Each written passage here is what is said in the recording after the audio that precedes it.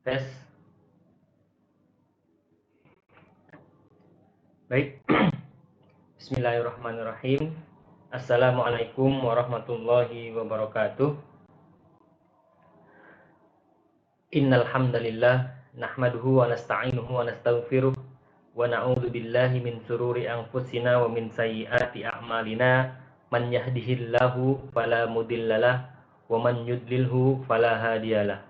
Asyhadu an la ilaha illallah wa asyhadu anna Muhammadan abduhu wa rasuluhu.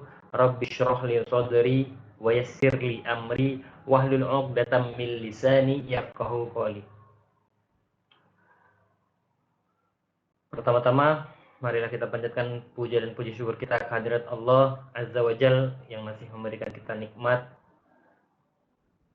dan banyak nikmat sehingga pada sampai saat ini kita dapat melanjutkan perkuliahan kita mata kuliah Usul Fiqh for Economic atau Usul Fiqh for Banking, Sekolah Tinggi Ilmu Ekonomi Syariah Imam Asy-Syafi'i Pekanbaru. Yang kedua, salawat serta salam mari kita haturkan kepada junjungan alam kita, nabi terakhir kita, Nabi Muhammad Rasulullah sallallahu alaihi wasallam. Allahumma shalli ala Muhammad wa ala ali Muhammad. Insyaallah pada kesempatan kali ini kita akan bersama-sama mencoba membahas salah satu topik, yaitu Saduz Zari'ah dan aplikasinya dalam ekonomi dan perbankan syariah. Ini ada Saduz Zari'ah, ada Fathuz Zari'ah juga ya. Baik, sebelum lanjut kita harus tahu dulu apa itu yang namanya Saduz Zari'ah atau Fathuz Zari'ah.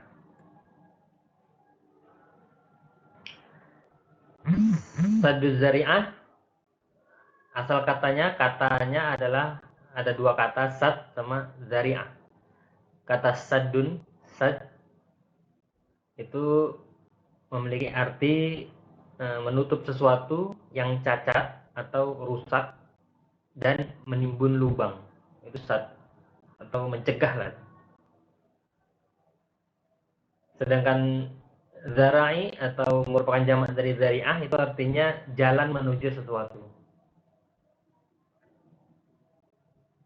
Sedangkan menurut istilah zari'ah dikhususkan dengan sesuatu yang membawa pada perbuatan yang dilarang dan mengandung kemudaratan.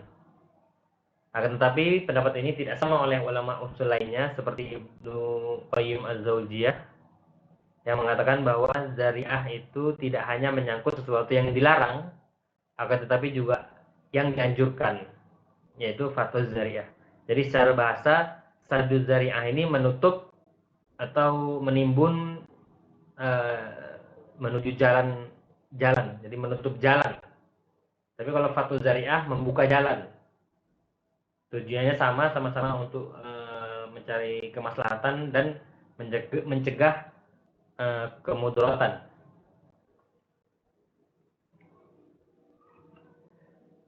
Kemudian Imam Asy-Syatibi mendefinisikan zari'ah dengan melaksanakan sesuatu pekerjaan yang semula mengandung pada kemaslahatan untuk menuju kepada sesuatu yang membawa kemafsadatan. Menurut Asy-Syaukani, zari'ah adalah masalah yang pada aslinya diperbolehkan, namun akan mengantar pada perbuatan yang terlarang. Jadi aslinya perbuatan ini boleh, tetapi dilarang karena perbuatan ini bisa membuat kemudaratan yang berlanjut atau kemudaratan yang lebih besar. Dari pengertian di atas dapat disebutkan bahwa saduz zari'ah adalah perbuatan yang dilakukan seseorang yang sebelumnya mengandung kemaslahatan tapi berakhir dengan sesuatu kerusakan. Dalam pandangan Asy-Syatibi ada 3 kriteria yang menjadi suatu perbuatan itu dilarang. Yang pertama, perbuatan yang tadinya boleh dilakukan mengandung kerusakan. Intinya sama sih ini. Kemafsadatan lebih kuat dari kemaslahatan. Yang terakhir, perbuatan yang dibolehkan syara mengandung lebih banyak unsur kemafsadatan. Jadi, kenapa dilarang? Karena mafsadahnya lebih besar daripada kemaslahatannya. Atau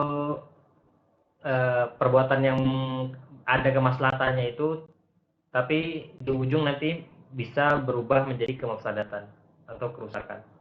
Intinya sama. Adapun dasar hukum saddu zari'ah adalah sumber dari dalil Quran, hadis, kaidah fikih dan logika, seperti firman Allah Ta'ala surat Al-An'am ayat 108 yang berbunyi, wala tasubbul ladzina yad'una min dunillahi yasubbullah adwa bighairi ilm kadzalika zayyana likulli ummatin amalahum summa ila rabbihim marji'uhum fayunabbi'uhum bima kanu ya'malun. Ini contoh pencegahan saddu zari'ahnya ya, contohnya. Dan janganlah kamu memaki sembahan-sembahan yang mereka sembah selain Allah. Karena mereka nanti akan memaki Allah dengan melampaui batas tanpa pengetahuan. Maksudnya bukan berarti di sini boleh ya mencaci Tuhan agama lain, karena itulah Allah menurunkan surat ini. Karena ditakutkan kita memaki-maki Tuhan sesembahan lain selain Allah menurunkan surat ini, janganlah kamu memaki-maki sesembahan yang mereka sembah selain Allah. Karena apa? Nanti kalau kita memaki-maki sesembahan selain Allah, pasti orang yang menyembah selain Allah itu akan memaki-maki Allah dengan melampaui batas dan tanpa pengetahuan. Jadi itu ya, makanya dilarang memaki-maki atau mencaci, menghina agama lain, Tuhan mereka dan lain sebagainya. Karena ditakutkan pasti nanti mereka akan menghina Allah Azza wa Jalla. Kemudian ada ayat yang lain, ya ayyuhalladzina amanu la taqulu ra'ina wa qulu unzurna wasma'u walil kafirina adzabun alim. Ini contohnya lain, hai orang-orang yang beriman, janganlah kamu katakan kepada Nabi Muhammad ra'ina, yang artinya di sini adalah peliharalah dan jagalah kami. Tetapi katakanlah unzurna, perhatikanlah kami dan dengarkanlah, dan bagi orang-orang yang kafir siksaan yang sangat pedih. Maksud ayat di sini, jadi asbabun nuzulnya kalau nggak salah, orang-orang beriman itu jangan sampai mengucapkan kepada Rasulullah ra'ina. Ra'ina itu artinya baik, peliharalah dan jagalah kami kepada Nabi Muhammad untuk umatnya. Karena ternyata kata-kata ra'ina ini itu bisa menjadi bahan olok-olokan bagi kaum kafir. Ra'ina jadi diplesetkan sama orang itu jadi ra'un. Ra'un itu ya bahan olok-olokan lah, menghina Nabi Muhammad lah intinya. Wala taqulu ra'ina wa qul unzurna, dan katakanlah unzurna, perhatikanlah kami, lihatlah kami. Jadi kata-kata ra'ina di sini dilarang untuk mencegah orang-orang kafir itu menghina Rasul. Untuk mencegah orang-orang, karena mereka melesetkan kata-kata ra'ina itu jadi ra'un. Seperti itu. Jadi ada pencegahan di situ, pencegahan supaya tidak terjadi kemudaratan ke depannya. Saddu zari'ah itu intinya seperti itu. Selain dari Al-Quran, saddu zari'ah juga didukung oleh hadis, yaitu Rasulullah SAW bersabda, sesungguhnya sebesar-besar dosa besar adalah orang yang melaknat kedua orang tuanya. Lalu Rasulullah ditanya, wahai Rasulullah, bagaimana mungkin seseorang akan melaknat ibu dan bapaknya? Rasulullah SAW menjawab, seseorang yang mencaci maki ayah orang lain, maka ayahnya juga akan dicaci maki oleh orang lain. Dan seseorang yang mencaci maki ibu orang lain, maka orang lain pun akan mencaci maki ibunya. Jadi di sini larangan kita mencaci maki orang tua orang lain, orang tua teman kita, saudara kita, orang tua orang lain lah, kita caci maki orang tuanya, ibu bapaknya, dilarang, karena untuk mencegah nanti orang tua kita akan dihina juga sama orang lain, seperti itu. Kemudian ada jenis-jenis zari'ah. Zari'ah dari segi kualitas kemafsadatannya. Ini contohnya perbuatan yang pertama ada perbuatan yang dilakukan tersebut memang membawa kemafsadatan yang qat'i, yang pasti. Misalnya menggali sumur di depan rumah orang lain pada waktu malam.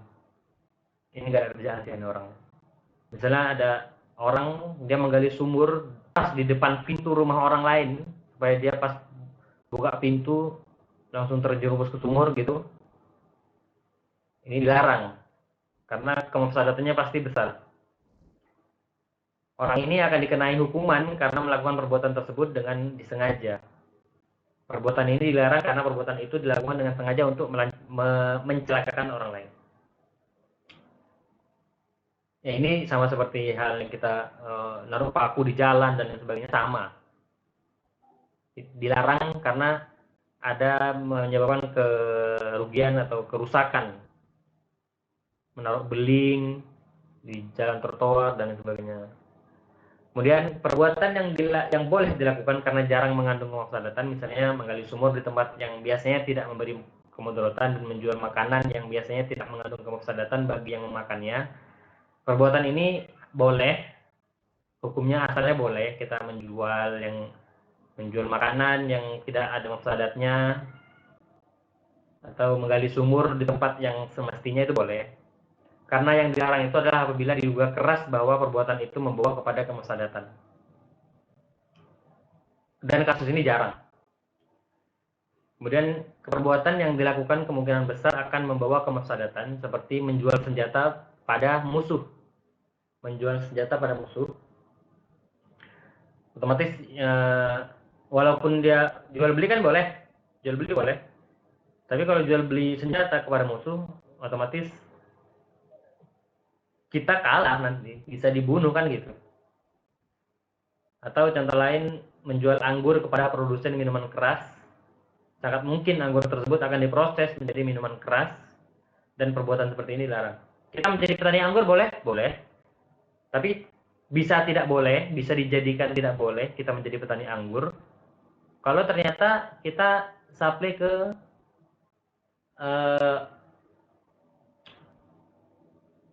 pabrik minuman keras, nah itu tidak boleh.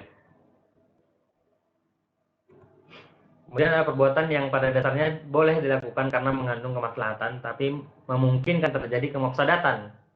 Seperti contohnya bai al-ajal atau jual beli yang dengan harga lebih tinggi dari harga asal karena tidak kontan.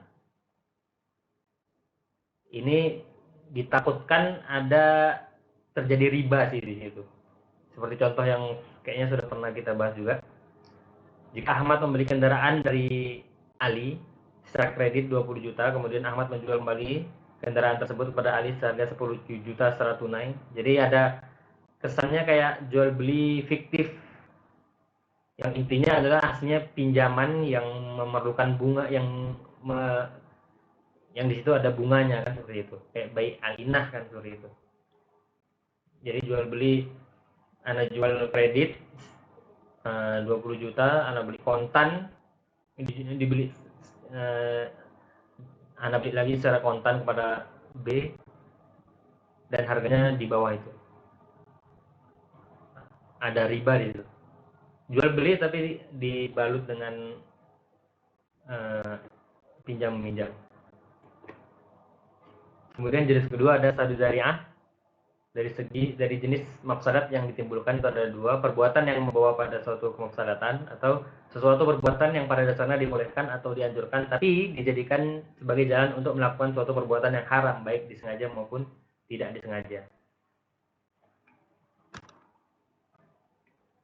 Aplikasinya apa dalam ekonomi dan perbankan syariah? Ada banyak contoh sadu syariah dalam ekonomi dan perbankan syariah ya. Seperti contoh ini ada seperti yang kita tahu bahwa sebagian besar lembaga keuangan mensyaratkan adanya jaminan berupa benda tertentu pada produk pembiayaan yang dikelolanya. Jadi kalau di bank itu kalau ada orang yang mau melakukan pembiayaan misalnya dia beli rumah atau beli kendaraan, mobil, motor dan lain sebagainya, pasti dari pihak bank dia meminta untuk jaminan. Baik itu sertifikat tanah, sertifikat rumah, dan lain sebagainya. Yang penting ada jaminannya lah. Ada jaminannya. Karena apa? Karena untuk mencegah timbulnya mafsadat. Misalnya contoh, nasabahnya dia wan prestasi sehingga tidak bisa menyicil kembali, tidak bisa membayar, Jadi langkah tepatlah diambil oleh bank ini, dia sebelumnya sudah mengambil jaminan yang kurang lebih harganya sama dengan apa yang dia beli. Jadi jaminan inilah yang menjadi penutup jalan ke mafsadatan tadi. Tiba-tiba kalau tidak ada jaminan gimana? Terus tidak ada jaminan, terus tiba-tiba nasabahnya menghilang, otomatis bank akan rugi, kan seperti itu. Kemudian ada larangan forward contract yang merupakan salah satu jenis transaksi yang diharamkan karena bertentangan dengan syariah. Jadi forward contract ini merupakan jual beli hutang yang nilainya terdapat unsur riba. Sedangkan transaksi jual beli dilakukan sebelum tanggal jatuh tempo. Ya intinya sama, jual beli hutang. Dimana utang itu tidak bisa digandingkan dengan akad apapun.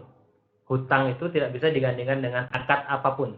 Karena kalau digandingkan dengan jual beli, digandingkan dengan ijarah, digandingkan dengan rahan dan lain sebagainya, kalau ada akad qard atau hutang, pasti akan mendapat tambahan. Dan tambahan inilah yang menjadi riba tersebut. Ada transaksi swap, currency swap, yaitu perjanjian untuk menukar suatu mata uang dengan mata uang lainnya atas dasar nilai tukar yang disepakati dalam rangka mengantisipasi resiko pergerakan nilai tukar pada masa yang akan datang. Jadi singkatnya, transaksi swap ini merupakan transaksi pembelian dan penjualan secara bersamaan sejumlah tertentu mata uang dengan dua tanggal penyerahan yang berbeda. Secara kita tahu kalau kita bertransaksi mata uang dengan mata uang, kayak zahabu bil zahabu wal fidoto bil fidoti, itu harus tunai kan, harus tunai dan harus kontan, tunai kontan sama. Jadi kalau seperti contohnya di money changer, kalau kita keluar negeri, kita ada rupiah, kita tukar ke mata uang yang tempat negara kita tuju, itu kan tunai, itu tidak masalah. Tapi kalau ternyata di sini penjualannya dua tanggal ya, di sini ada dua tanggal penyerahan, tentu di sini ada menimbulkan yang namanya riba karena dua tanggal dia. Ini juga terjadi, transaksi ini dilarang karena menimbulkan yang namanya riba tadi. Jadi ada pencegahan, jangan sampai transaksi ini dilarang karena menimbulkan yang namanya riba, kan seperti itu. Kemudian ada larangan transaksi option, adalah transaksi yang tidak disertai underlying aset atau real asset. Ini biasanya main-main saham tuh, orang banyak yang main-main saham. Tapi orang ini tidak tahu dia ternyata beli saham yang perusahaan sahamnya sendiri tidak ada real asset atau underlying asset. Itu tidak dibolehkan. Kita udah ngeluarin uang banyak nih buat beli saham. Kalau saham itu kan berarti kita mempunyai sertifikat kepemilikan di perusahaan tersebut kan, seperti itu saham. Tapi yang kita beli itu ternyata perusahaan itu tidak ada aset sama sekali. Itu otomatis kan goror, penipuan, spekulasi dan lain sebagainya. Itu dilarang. Kenapa dilarang? Ya karena goror, ada ketidakpastian, penipuan di sana. Kemudian larangan menggabungkan akad qard dengan akad-akad lainnya. Ini sama seperti yang saya katakan tadi. Jadi akad pinjaman itu tidak bisa digandingkan dengan akad apapun. Akad hutang piutang ya, tidak bisa digandingkan dengan akad apapun. Contoh misalnya akad ijarah bisa digandingkan dengan akad jual beli atau hadiah, itu bisa. Namanya ijarah muntahiyah bitamlik. Itu bisa akad sewa dan diakhiri dengan kepemilikan. Jadi dua akad sewa menyewa yang diakhiri dengan hibah, hadiah atau jual beli itu bisa. Jadi ada dua akad di situ, tapi diperbolehkan. Kalau akad qard digabungkan dengan akad apapun tidak boleh, karena nanti pasti ada kelebihan di di akhir. Dan kelebihan ini kalau dihutang kan otomatis tidak boleh. Kemudian ada larangan mengiklankan miras. Alasannya yaitu suatu perbuatan yang memang pada dasarnya pasti menimbulkan kerusakan. Ya otomatis ya. Kita di endorse tapi di endorse minuman keras. Itu tidak boleh ya. Dilarang karena ya menyebabkan kerusakan otomatis. Misalnya di endorse artis terkenal, ternama, dia endorse minuman keras. Otomatis nanti banyak yang beli karena dia kan seperti itu. Otomatis dia sudah membuat banyak orang yang menjadi melanggar aturan Allah Azza wa Jalla. Jadi ini dilarang. Larangan jual beli inah, ini sama yang seperti tadi, karena bertujuan untuk mengelabui Allah.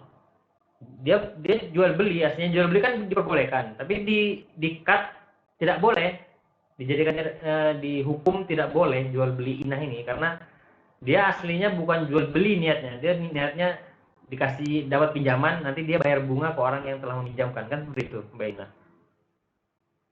Kemudian ada larangan falas secara tertunda karena menimbulkan riba. Ini sama seperti yang tadi, kayak jual beli money changer tapi tidak kontan, itu tidak boleh.